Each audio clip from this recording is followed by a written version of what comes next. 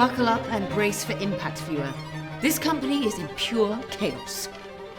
First, let's start with me. I'm Colette Dubois, ex-HR manager and the world's leading company conflict analyst, with one singular mission: to shed light on the daily problems small and medium-sized businesses face. Because every company I've worked on has made the same horrific mistakes over and over again. I realized somebody needed to step up and change things from the inside out. And that's what I'll be doing here at Serenity Scapes, a company of 120 employees and countless problems. Can someone please explain to me what the hell is going on? It's Sam's second month as CEO, and shit has well and truly hit the fan. A TikTok of an ex-employee criticizing the company has blown up. Naturally, Sam has now too. Like most CEOs I've observed, this news reaching investors or the company owner is cause for great concern and high blood pressure. Now, wait. Before we all panic, let's just remember that no publicity is bad publicity, right? What Maggie really means is that no publicity is bad for her bank account. As sales and marketing manager, the more traffic this brings to their social media profiles, the higher her bonus. Okay, Maggie, okay. Tell it to me straight. What's the damage? How many views has this thing had? 400K? It's actually 481,000. Maggie's rounding down to calm Sam down. So sorry to jump in, but for those of us not on tactic, what exactly are we referencing? Brian may be bad with technology, but like most HR managers, he is good with people. It's tick and tock, tick tock, like a clock. And let's not be naive. This is going to hit sales hard. And being called a toxic place doesn't sound like a good publicity. Kasia Cashflow Kovalenko, the accountant who can always be counted on to give her unfiltered opinion. She's as quick with the comebacks as she is with the VLOOKUPs. And she is so in tune with the monthly payroll cycle that she's synced up with it. Okay, pause, breathe. First things first. Let's all take a look at the video together so that we can all be on the same page. Maggie, pull it up on your phone, please. Yeah, sure. 1 second. Maggie's been browsing job openings online after working unpaid overtime almost every day last week. She's frantically clearing tabs to avoid incrimination. Okie dokie, I got it. Come round.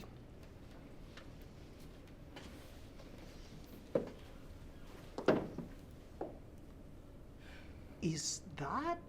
It is. An unsurprising turn of events. Decided to leave my toxic workplace. I watched as my boss presented my work as his own work. And then he had the nerve to turn to me, and when I thought he was going to give me credit, he instead asked me to fetch him some biscuits. And that is when I finally snapped. I told him exactly where to stick his biscuits, and that's when I quit right then and there. It's like, no wonder people are quitting. All the best employees have been leaving, and the service has just been going downhill. Let's blow this up, expose them for exactly the a-holes that they are. Why didn't they make TikToks this good when they actually worked it? That was their old social media executive, who eventually became tired of marketing hot dogs as Wagyu beef. Their disillusionment with the company gradually grew until they quit several weeks ago. Okay, team. Our services have gone downhill. What went wrong here? Sam's nerves are already shot. He's bought an industrial vat of CBD oil, which he's been applying since day one. Any ideas? In my professional opinion, he's got a serious case of CEO. Chronically exhausted and overwhelmed. I can shed some light here. Brian is hiring hacks, left, right, and center. Honestly, most of them couldn't find even their own reflection in the mirror. Well, I don't know what you expect given the minuscule salaries that we're providing. They're not competitive enough. No shit. Take note. Signs of employee dissatisfaction are already beginning to show. And offering free bananas on Wednesdays isn't enough to make up for it. Fruit bowls and dog-friendly offices are common perks used by companies to distract from non-competitive salaries and claim they have a strong company culture. Anyway, I've been exploring a new niche channel to reach out more people and expand our talent pool. The niche channel Brian is referring to is his monthly church fair, where he hands out flyering leaflets he's made himself. And maybe if we'd spent less on that humongous marketing campaign, we'd have more to spend on service delivery. Maggie, what happened there? Cassia assigned 15k to the project, and the aim was to get engagement, so I thought I'd go big. Okay, but was a blimp with QR code to our website really necessary? It passed by so fast we got 0 scans. Well, Charlie loved it. Makes sense considering he's got his head in the clouds. The company owner, Charlie, often made surprise visits, during which he brought grand, impractical ideas that put sizable dents in the company's budget and the team's mental sanity. This is a dynamic I've seen in companies all too often. But hey, there always has to be a dreamer, right? Kasia, 15K? It's a great part of the budget. What's the logic there? We overspent on marketing that quarter, but it wasn't my fault. We had some unreported costs, so I practically guessed the revenue. And who didn't report them? My Excel was a mess. The word Excel hits Sam like a bullet. He's physically pained they aren't using modern software. But he must move on. He's counting the seconds and customers lost.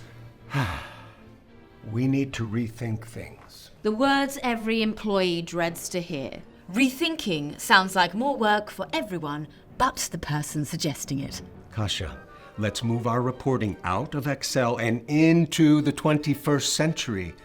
Maggie, our value proposition might as well be carved out of stone. Let's start there. Brian, let's only hire candidates who are incapable of using TikTok. Okay, scratch that last bit. Let's move. Employee satisfaction is just as important as customer satisfaction, and both can affect the bottom line.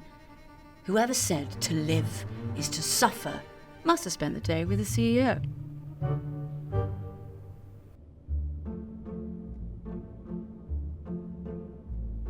They say patience is bitter, but the fruit is sweet.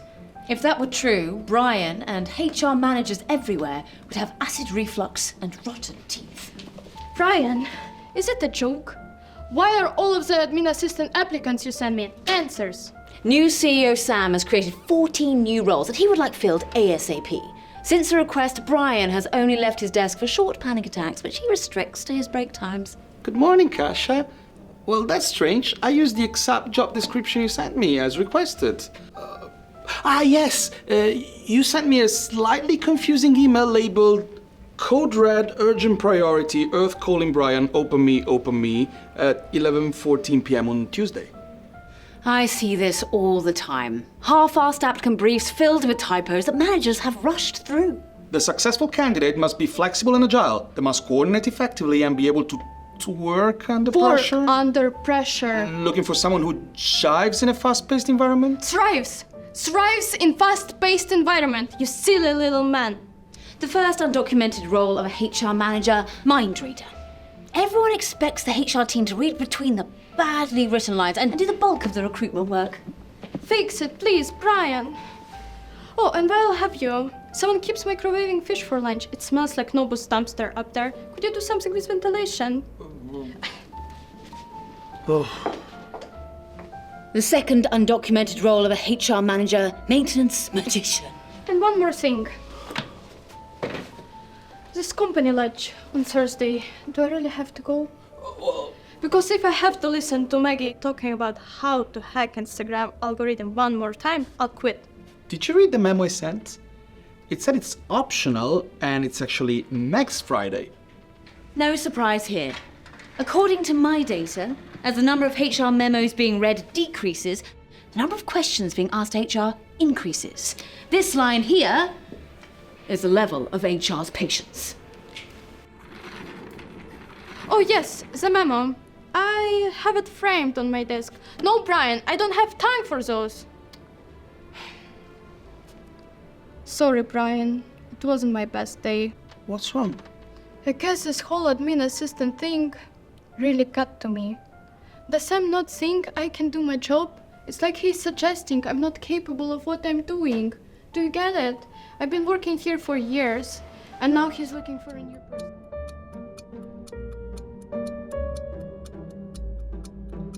You're right. I should stand up for myself.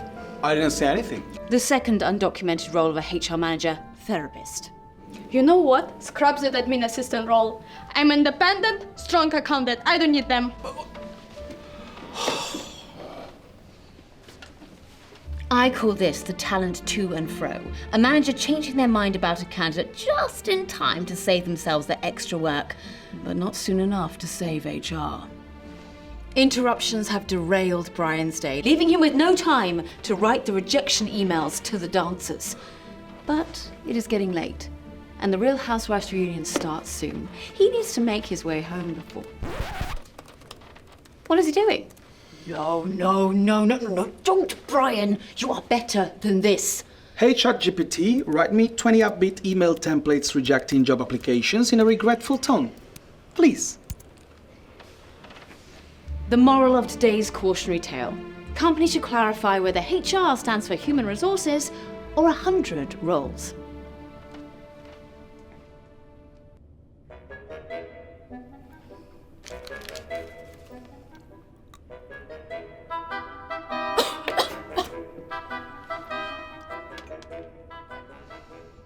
This is not the gag of someone who's eaten a bad peanut. This is the gag of an accountant who realizes today is monthly closing, the day she must reconcile everything that's been paid with invoices in the system. Maggie, please report to the accounting archives. Hi. Sit, Maggie, please, sit. You've been dodging my Teams messages. You're not leaving here till I get some answers. This is a common occurrence in small and medium-sized businesses, a race against the clock, in which the accountant must chase down her colleagues for missing invoices to close the month. I received 3 expenses from your team for this month. That doesn't match with 20 payments I have. That leaves lots of empty red cells in my Excel sheet. Companies working solely with Excel will never truly excel. Yeah, of course. Let me just check. Oh, here it is.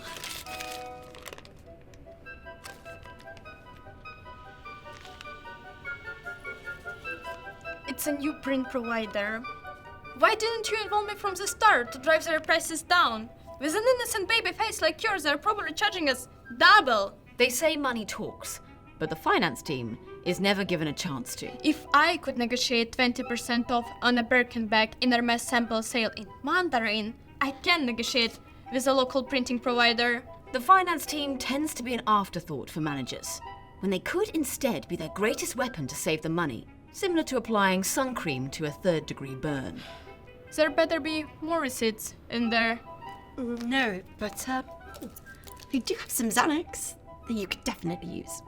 The receipt deceit, a classic. Without those expenses, cashier is in the dark to how much the company spent this month and can't calculate profit. We need to have them all ready, in case if Boogeyman pays us a visit.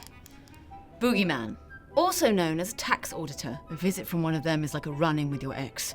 It happens when you least expect it and you are totally unprepared. This is on your little pretty head. Go out there and get me all invoices you can. Quick, quick!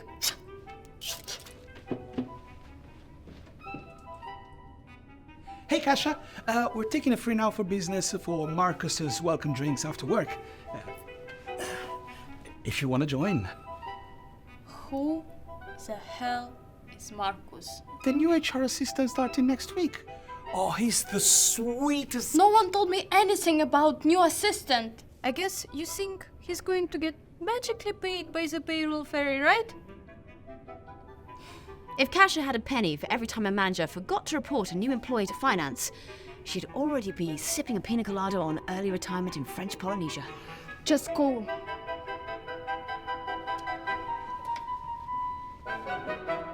Got him. Now, let's split them into expense categories.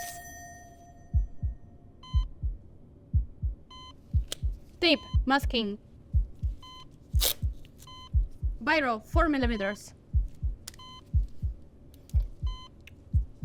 Why are you wearing gloves? I react to the ink. Highlighter, yellow. Jimmy shoes! Tight with the company budget, loose with our own designer purse strings. Time of death. 4:32. Well, death of my career, at least. Forget Jimmy Choos. Accountants should wear trainers to the office, considering they spend all day chasing people for expenses. Added bonus, they'll be ready for a quick escape should the tax auditor come knocking.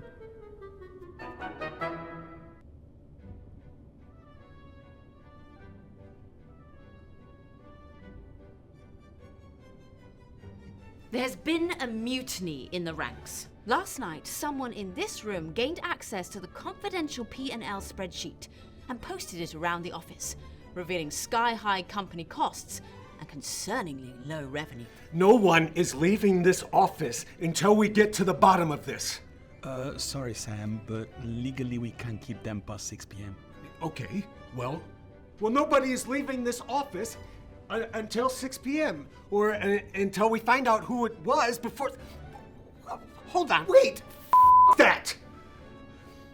I want everyone to start talking. Firstly, where was this file being kept? Well, technically it was in my office, but I had to get past Cupcake. Cupcake has teeth the size of apple pips and wets herself at sudden noises. But still, she's a more effective security measure than a padlock on a filing cabinet. Who had a motive to do this kind of thing? Has anybody been acting strange recently? Like most CEOs, Sam is too busy with calls to keep up with the day-to-day office dynamics. He suffers from chronic FOMO. My money is on Brian. He's been acting off for the last 2 weeks. Bags under his eyes, tracksuits to work, sad soapy music in his headphones. It's James Blunt and it's a visionary. Sounds like a classic case of HR char, the precursor to full-blown burnout. Given every role I've taken in this company, it would only make sense that I would also be the fall guy. What about Maggie? She's been upset since we rejected her promotion request. In reality, Maggie's not been okay without any OKRs or anyone invested in her growth. That's exactly why I wouldn't do it. I'm still holding out for a title change, so I'm on my best behavior. Anyone else? I think it was Kesha. In the accounting archives, with the colour printer. She's been pissed off at us ever since we messed up the tax audit. We've had to pay our expenses in full. Can you blame her? Without anyone submitting expenses on time, all she could offer the tax auditor was excuses, Oreos, and a goodbye. Everyone hush a minute. The company owner. Hi, Charlie. Great. Send it over. Charlie has CCTV footage from the office that night. He's sending it as they speak. I know, okay. Yes, I know. He also said the office looks like a dump, and we need to clean up ASAP. Yes, of course. I know. And that Sam's hair's getting too long. Okay, bye. Oh, God. Got it. Who is that? No freaking way. It's Tim, the French intern. Vous vous souvenez de moi? Vous m'avez tous oublié, non? Bah j'en ai bien l'impression. Pas d'onboarding, pas de training, pas de merchandising. Je suis comme invisible pour vous tous. Maintenant j'ai pris mes marques. Overlooked and overworked, the greatest motive of them all. No merch? Damn it, Brian. I knew I should have let you order those branded socks. Oh, now it's all my fault, right? Who's As Tim? always. Managers and CEOs everywhere, beware. This company is the rule, not the exception. Consider the mistakes I've exposed and avoid them at all costs. Your company's success depends on it. I'm Colette Dubois, Company Conflict Analyst. And this is just the beginning of my journey into the SMB world.